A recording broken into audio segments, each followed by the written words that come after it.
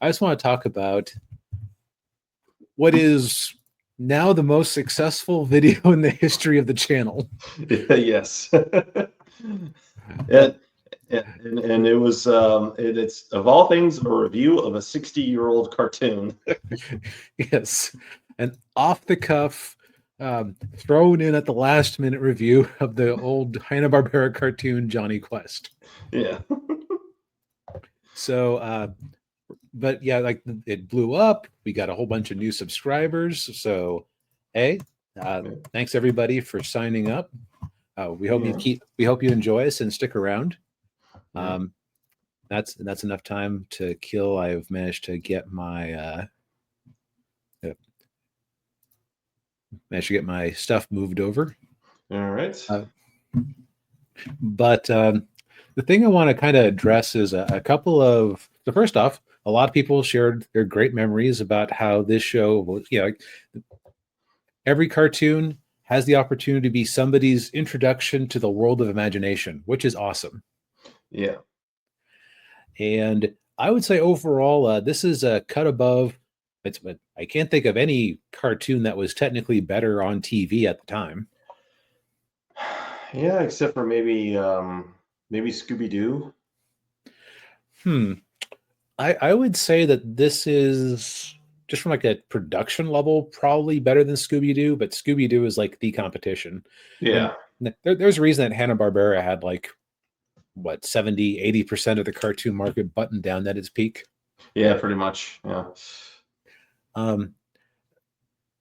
Also, some people seemed to think I was being overly sensitive when I was pointing out certain things I was noticing about how social mores have passed on. And quite often when I'm talking about certain things, I can be a little bit jocular. So while it was kind of shocking to hear Race Bannon shout something to the effect of "Take this, you heathen monkeys," to a group of South American tribesmen. Yeah. Like, I was less offended and more just like, whoa, times have changed. Yeah. It's a jarring thing to hear. Yeah. Yeah. Like I had legitimately thought that somebody had that Freakazoid parody I was talking about had made that line up. So hearing it for the first time in its original context was, jarring is a good word for it. Yeah. Now, some people did point out some inconsistencies that with the story I mentioned the most. You know what? Fair dinkum. This is something I was kind of watching. I wasn't leaned in. I was like, 3/4 watching it most of the time. But what I will say is that it's a worthy show. There's a reason people even think about it all these years later, and clearly it struck our little silly review struck a chord with a lot of people. So it's, again, to those who watched and commented, thank you. To those who subscribed, double thank you. And we hope that we can continue to earn your business. Indeed, yes. Just know that no, I am not overly sensitive about such things.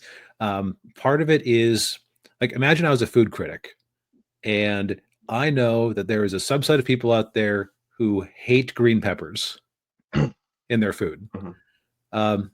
If I go to a restaurant and their main dish is grilled green peppers and they put that on everything, I'm going to mention that in my review because for people who are more sensitive than I, they're not going to like go, "Whoa, really?" and kind of laugh it off and keep watching. They're going to just turn it off and be unhappy. Yeah.